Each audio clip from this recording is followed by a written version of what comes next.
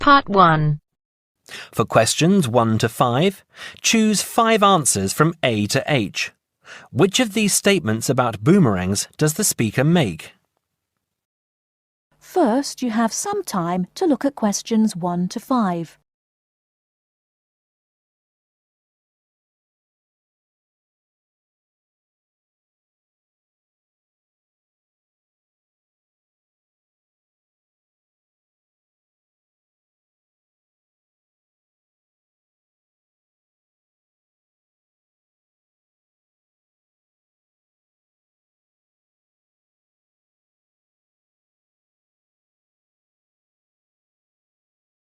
Now we shall begin. You should answer the questions as you listen, because you will not hear the recording a second time. Listen carefully and answer questions 1 to 5.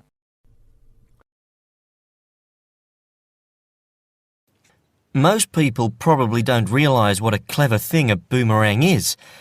People think they're just toys or something used for sport. In fact, they were the very first objects made by human beings that were heavier than air and could fly. They were used for weapons and for hunting. The oldest Aboriginal boomerangs date back to 10,000 years ago. At that time, they would have been very advanced in terms of technology. The remains of boomerangs have been found in North Africa, India, and parts of America, but it's the Aboriginal boomerang that everyone knows about. When it's thrown correctly, it follows a curved path and comes back to where it was thrown from. Some boomerangs are only about 10 centimetres long, but the biggest can be over 2 metres. Not all boomerangs are designed to come back to the thrower. Hunting boomerangs, some of which are still used by Aborigines in Australia, are designed as flat throwing sticks and are used for hunting. These boomerangs that followed a straight path and flew very fast were actually more difficult to make, and it could be that the famous returning boomerang was actually invented by accident as attempts were made to develop a faster hunting weapon. Nowadays, boomerangs are made mainly for tourists. It can be quite difficult to learn to throw one so that it comes back to you, and you may need a few lessons before you can do it properly. Before you hear the rest of the conversation, you have some time to look at questions 6 to 10.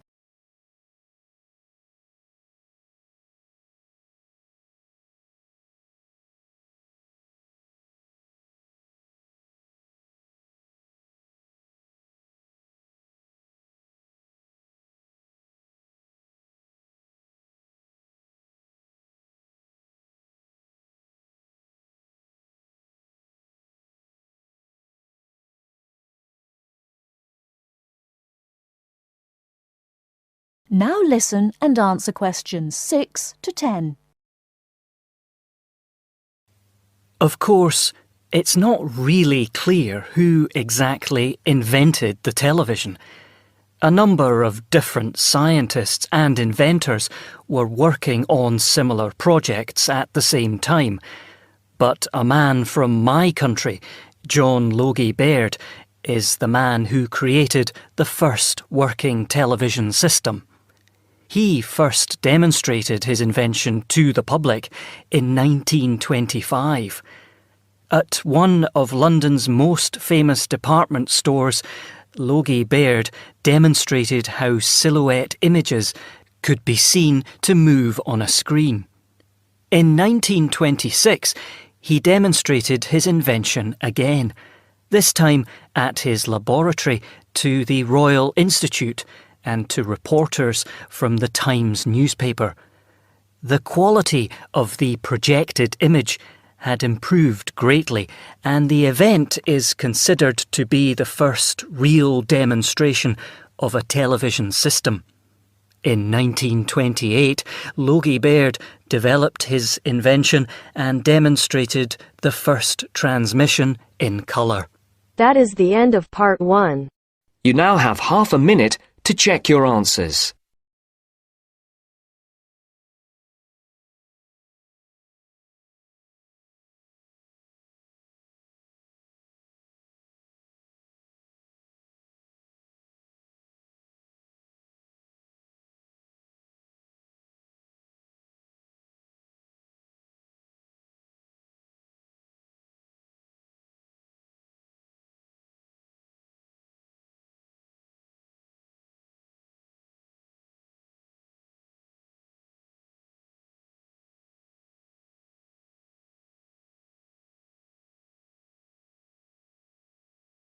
Now turns to part 2. Part 2. You are going to hear a conversation between an interviewer and a professor. First, you have some time to look at questions 11 to 16.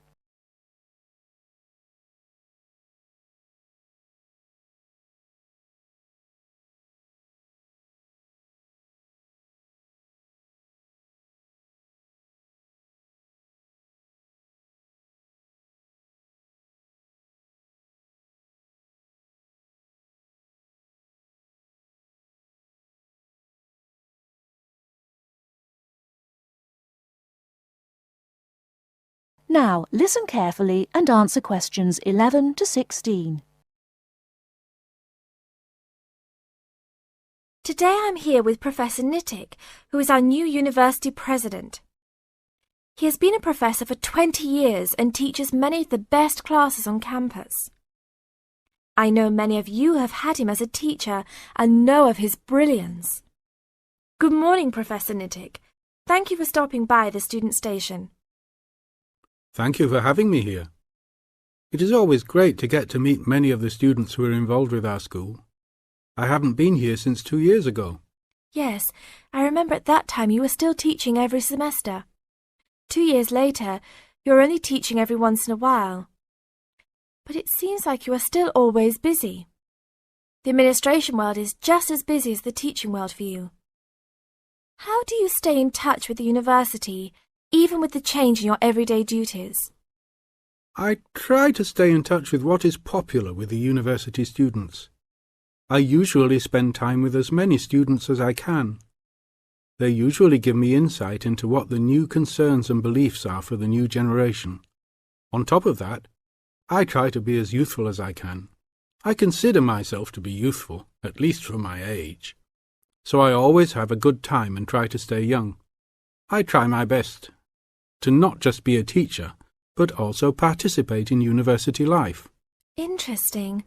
So, are you still doing lots of academic work, or are you mostly concentrating on administrative affairs? Well, I mostly do administrative affairs now, but that doesn't mean that I still don't have a very deep interest in academic matters. I often visit other campuses around the world and meet other professors in my field. I learn the most by travelling and seeing the different places of the world and the different fields of thought. I even did a television programme last month in Manchester. Will you be on television any time soon then? Well, you can call the television station and see if I will be on television any time soon. Maybe I will be on the news report. I don't think it is really that significant, though. Oh, really? That sounds great. I will remember to look out for you. Let's move on. With all your busy travelling recently, how do you find time for your personal life? I try to keep my university life separate from my personal life. Sometimes it's hard to find time to just take my wife and 3 kids out for a family dinner, but usually we all manage to get together every few days. I'm taking a few weeks off next month to take my family down to South America, to Brazil for a few days. I can't wait to just sit on the beach. Wow, that sounds like a wonderful trip. Professor Nittick, could you tell the audience a little about what goes on in an average day of a university administrator? An average day? Oh, I don't think there is such thing as an average day for me. The last few weeks I've been travelling all the time. I can be in Los Angeles in the morning and in New York by the afternoon and back to Los Angeles by the evening. Sometimes I will spend the whole week at a new university, showing the new administrators the ins and outs of running a university. Sometimes I can spend the whole day in the office on the phone, so there really is no average day for me. I guess that is because I do so many different tasks. Sorry to let all the viewers down, but that is the plain truth. Before you hear the rest of the talk, you have some time to look at questions 17 to 20.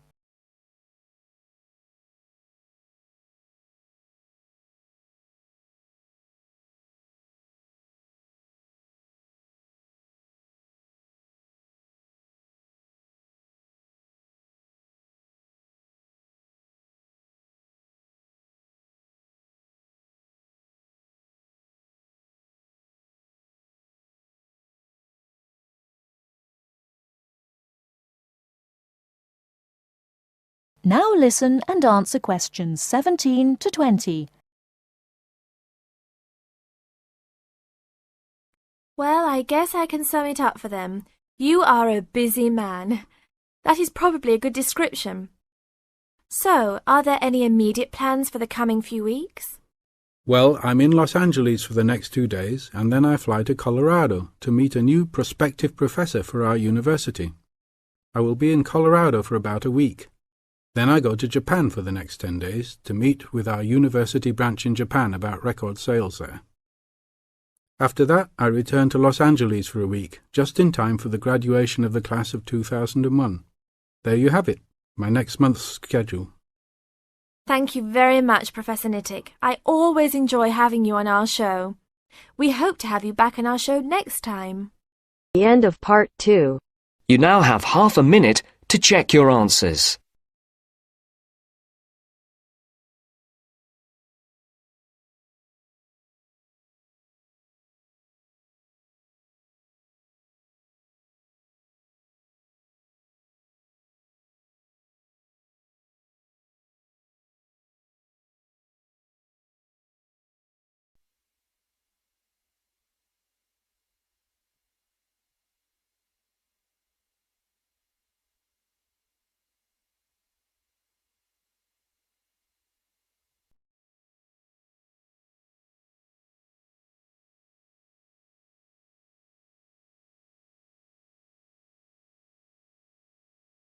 Now turns to part 3. Part 3. You will hear Sally and Mike, 2 students, and their professor talking about their classwork. First, you have some time to look at questions 21 to 26.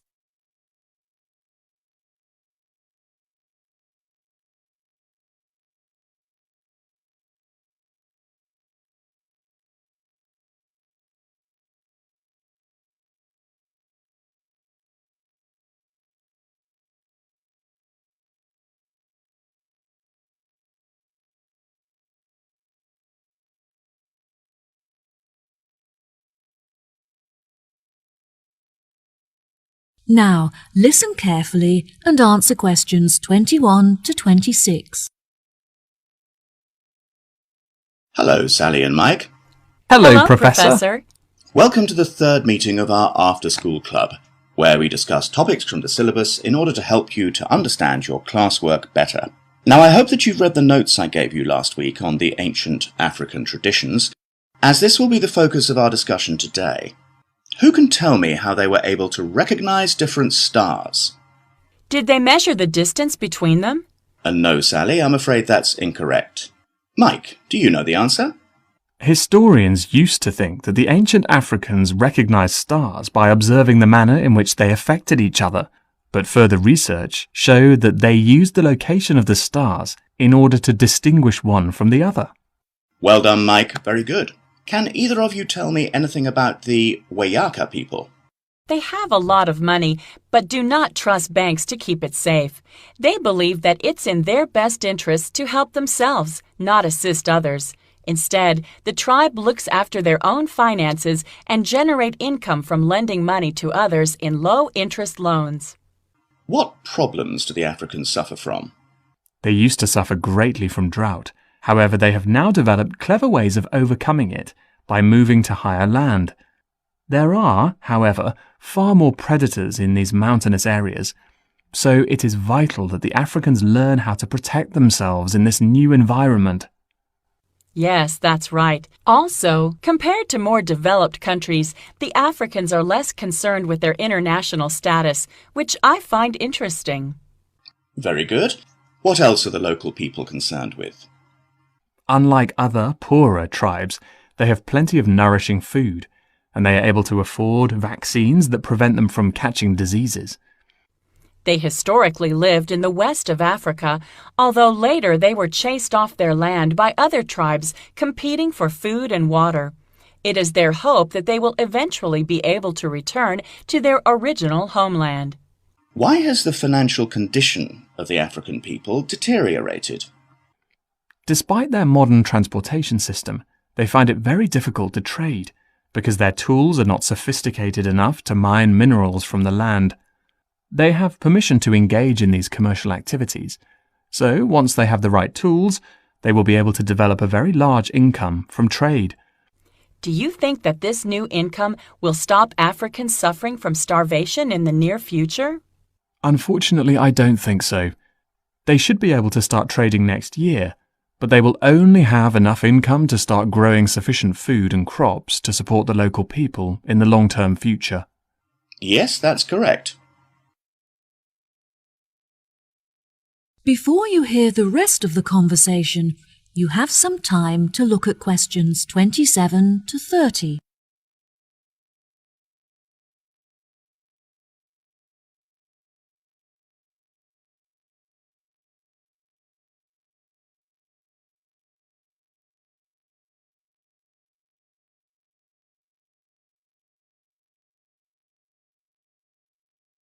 Now, listen and answer questions 27 to 30. There are many charities from developed countries that are helping to ship food to African countries in order to feed the starving. Unfortunately, it is difficult to transport a lot of food to the right places, but Africans are very good at sharing and making sure that everyone gets something to eat. African governments are also starting to pay more attention to the needs of their people. They have been directing a lot of money to help build schools in the more impoverished villages, as a part of their new education plan, which is fantastic. This means that, hopefully, all African children will be able to attend school daily without having to walk long distances. Yes, absolutely. Do you remember any other information from your class notes? Historically, the tribes in Africa often used to migrate across the country in search of food and water. They would live in tents that were easy to dismantle and transport to other locations. That's true, but now they are being encouraged to settle down in one area so they can establish colonies and build facilities for themselves, such as houses and schools. Some villages have even developed specific customs. For example, the Wayaka people consider it impolite if you do not bring gifts when visiting someone. Bravo! You've both contributed fantastic points to our conversation. That concludes our session for today. I'll see you next week.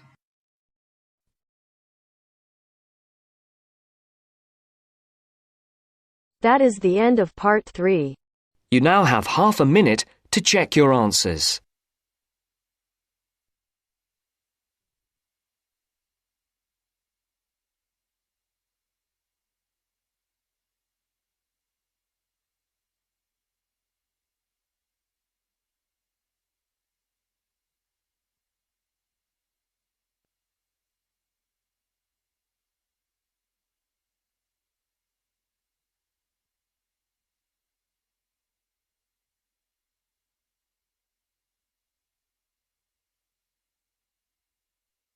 Now turns to part 4. Part 4. You will hear a talk on the research of the sensory systems of different species.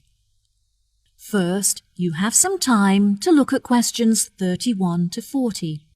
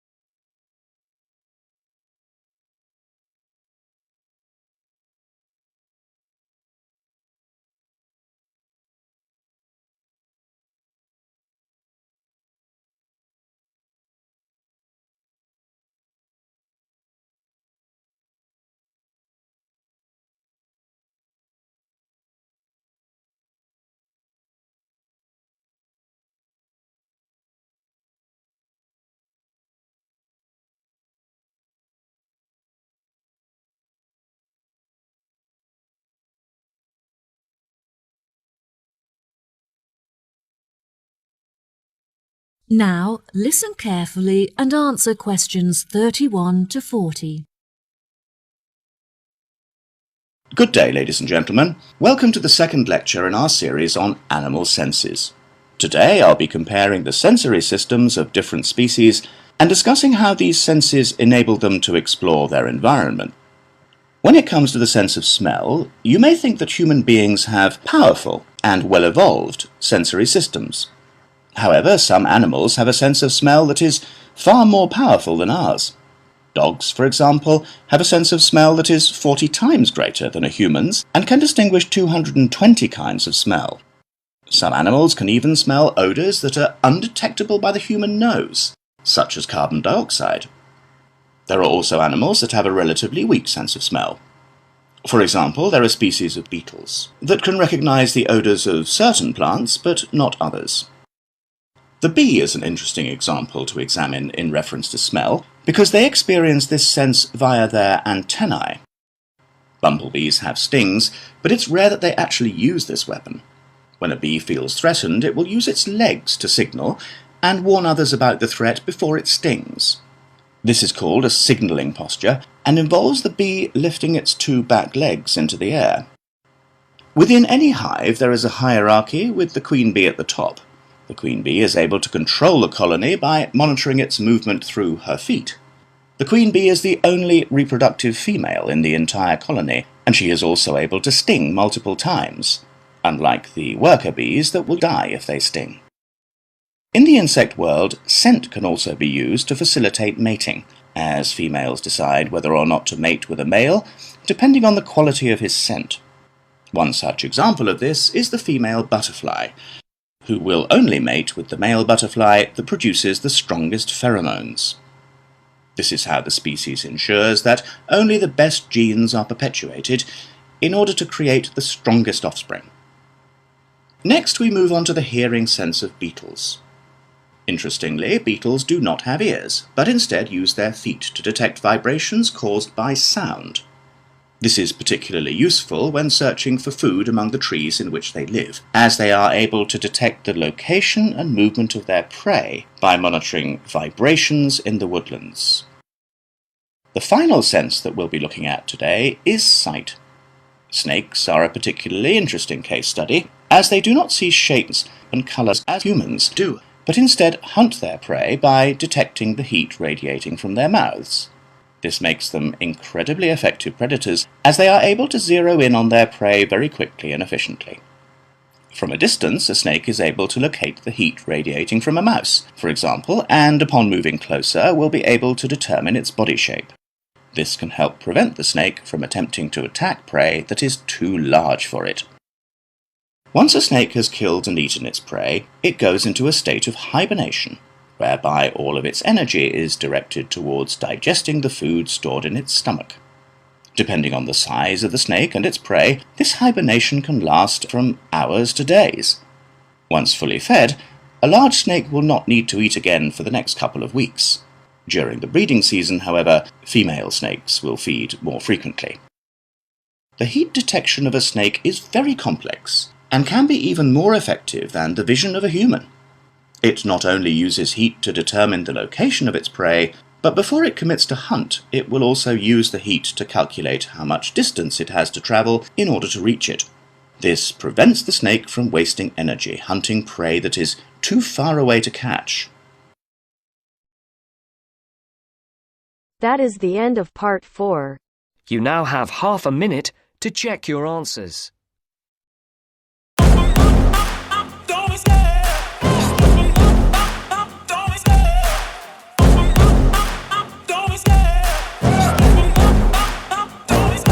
I love the chase and the hunt, and I set the pace when I'm running. I always take what I want and I always give it 100. Don't need a bank, no I'm funded. Play the game like it's nothing. I'm always thankful for something. Don't take for granted, stay humble. Now wake up! It's time to look at the enemy. Look in the mirror if he is no friend to me. It's not working out, maybe it's the chemistry. It's